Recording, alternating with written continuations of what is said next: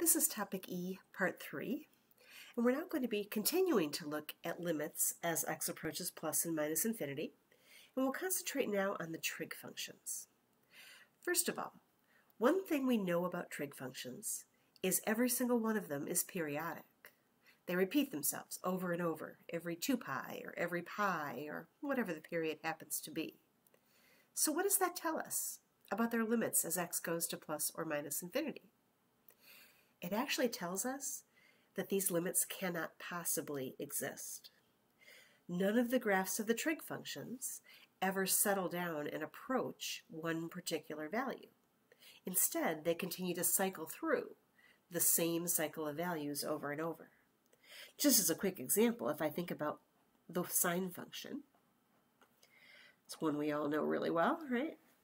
It essentially looks like this. If I were to graph it. And if I go out on the x-axis and let x approach positive infinity, this graph is just going to continue to oscillate back and forth from -1 to 1 and back again. It never settles down and approaches one specific value. That same thing is true over here on the left side, and it's also true for any of the other trig functions. They don't all, of course, graph exactly like that, but they all have that element of periodicity. So these limits don't exist. The graph cycles through the various y values, doesn't approach any.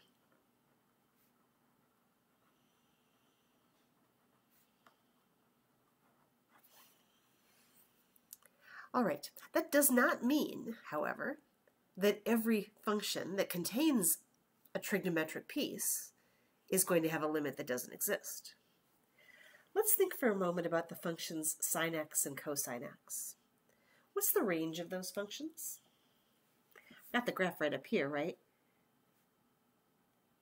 Isn't the range between, +1 and -1, right? The minimums are all at -1 and the maximums are all at +1. So their range simply goes from -1 to 1. So how does that affect how we treat them in a limit where x becomes infinitely large? Effectively, we could treat the sine and cosine functions as a small number, a small constant almost. They don't really stay constant, but their values all stay between -1 and 1. So we essentially treat these as small, meaning finite,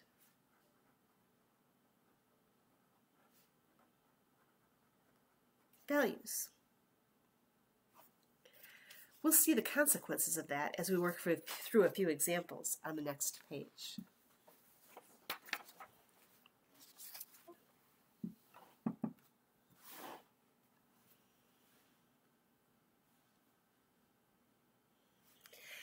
So if I want to take the limit as x goes to infinity of the function sine x over x, as we just discussed, sine x, it's not constant, but it is a small finite number.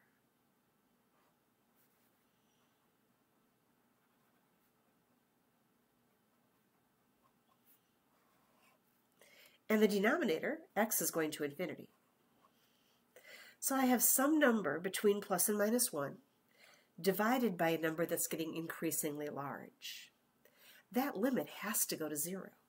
This is just some little number divided by 1,000,000 or 1,000,000,000 or 1,000,000,000,000. And so my limit becomes 0. This graph on the right has a horizontal asymptote, y equals 0.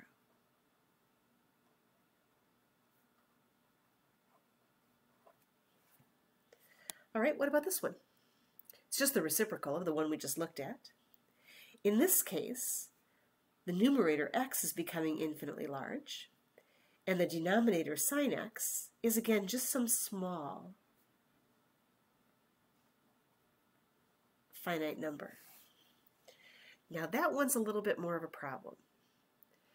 And the reason is sometimes sine x can be 0.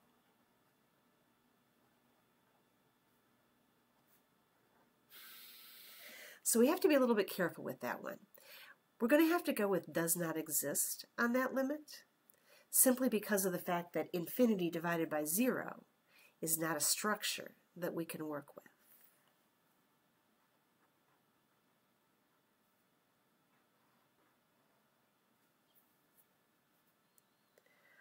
All right, what about number 3? In number 3, we have x times the sine of x.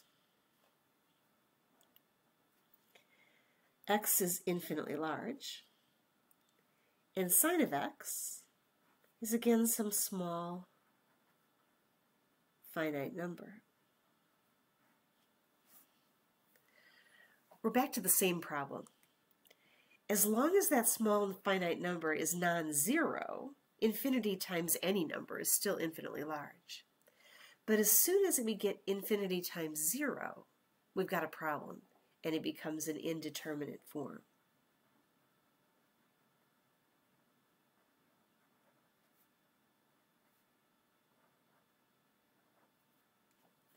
So I'm going to have to say, once again, my limit doesn't exist. I'd like to look at a graph of these last two just to kind of visualize the problem that we're having. But in addition to the issues with sometimes these things becoming indeterminate or division by 0, the other thing we need to remember here is that sine x oscillates back and forth between positive values and negative values. So sometimes this becomes positive, sometimes it's negative. And the same issue happens here. I've actually preloaded both of these graphs into Desmos for us. Let's take a quick look. Here's the first one, x divided by sine x. And you can see sort of the weirdness that happens here. As we go to plus or minus infinity, parts of the graph go off to positive infinity, but sometimes sine is negative, so other parts go off to negative infinity. And so you definitely have the situation where we're not coming in to one specific value, even just infinity or negative infinity, as x gets large. This other one looks like this. And here again, you can see as x goes to infinity, this thing gets really big, but it's still oscillating. So it oscillates between something that's going towards negative infinity and then alternates towards going towards positive infinity. It's not settling down to one or the other, which is again why we have to say that limit does not exist. So both of those are kind of interesting but weird cases that happen with the sines and cosines as well. All right, what about number 4? The limit as x goes to infinity for the cosine of 1 over x. 1 over x itself, 1 over infinity, goes to 0. So I could say this is going towards the cosine of 0,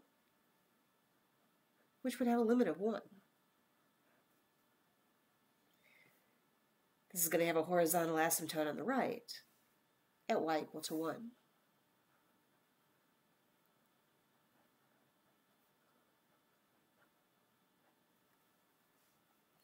We'll take a look at the graph on that one as well. And here's that graph of cosine 1 over x. You can see lots of weird things happen near 0, not surprisingly. But as we go, let's say, I guess we were going to positive infinity in our limit over here, you can see this graph approaching the horizontal asymptote at y equal to 1. All right, what about this next one? As x goes to infinity, the top is really infinity plus some small number, which is infinitely large. Doesn't matter if that's positive or negative, infinity plus 1, infinity minus 1, still infinity. And the bottom is also infinite. So we have an indeterminate form here.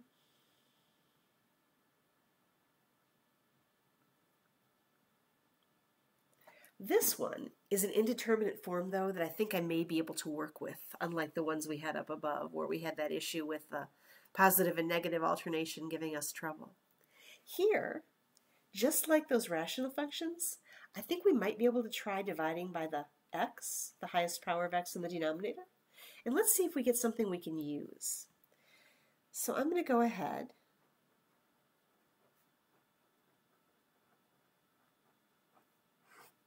and say, let's divide by x over x, just a trick that we use a lot when we get that infinity over infinity. If we can figure out a way to make it work, we usually try it.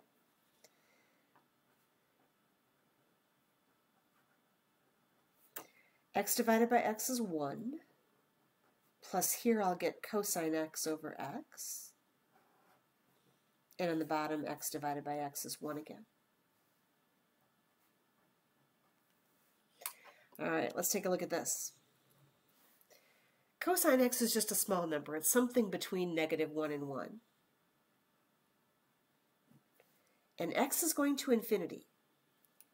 So now here we are back again at some number between plus and minus 1, divided by 1,000,000 or 1,000,000,000 or 1,000,000,000,000.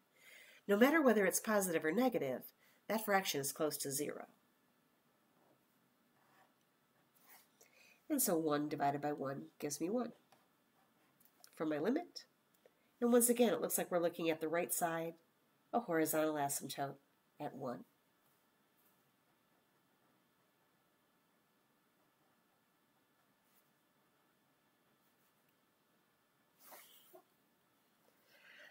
All right, last couple here.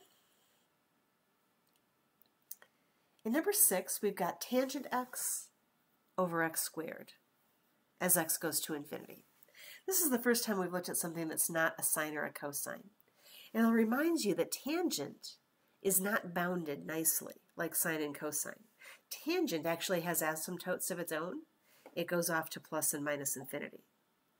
So this is going to cycle between plus infinity and minus infinity. It also goes through 0 and all the values in between cyclically. It never settles down to a particular value. So sometimes we'd have infinity over infinity. Sometimes we'd have 0 over infinity. And that would cycle. My instinct is that this one won't exist either because of that.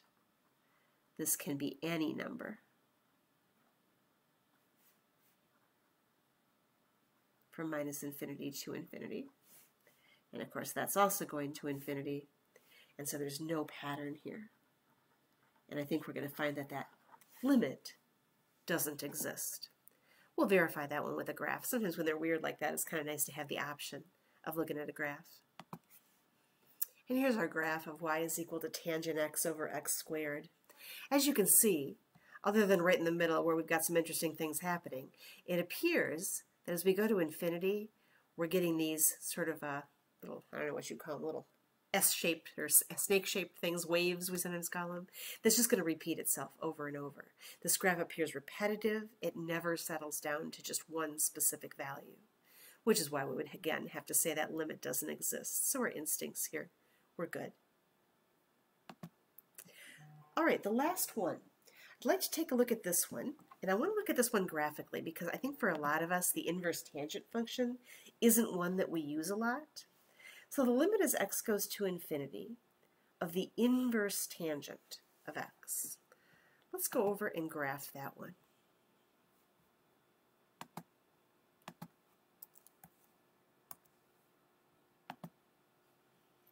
Let's see my functions. I'm going to pick inverse tangent. There we go. And here's my picture. And this actually does appear, as x goes to infinity or negative infinity for that matter, to be leveling off a bit. It might even be more obvious if I changed my x-axis. Let's make it even bigger. Let's go from negative 50 to 50.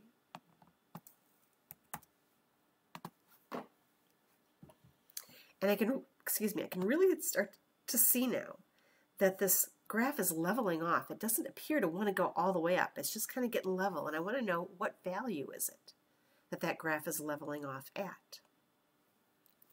If you remember your tangent function and where the vertical asymptotes were on that, those would become the horizontal asymptotes in the inverse tangent function.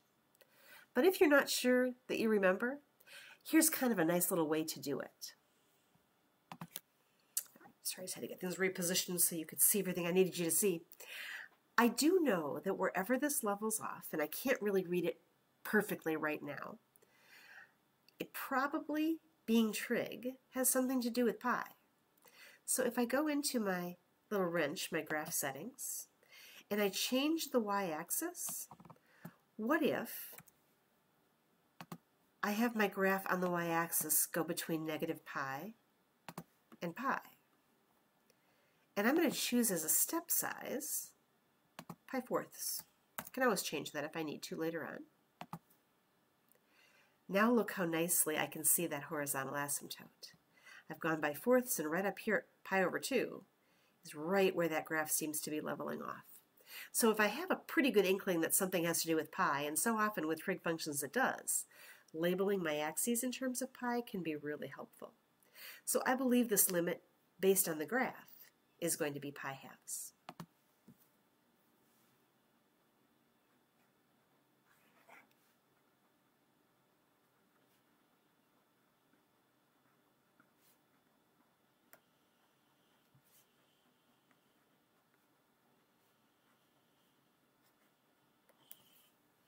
All right, that does bring us to the end of our section 1E.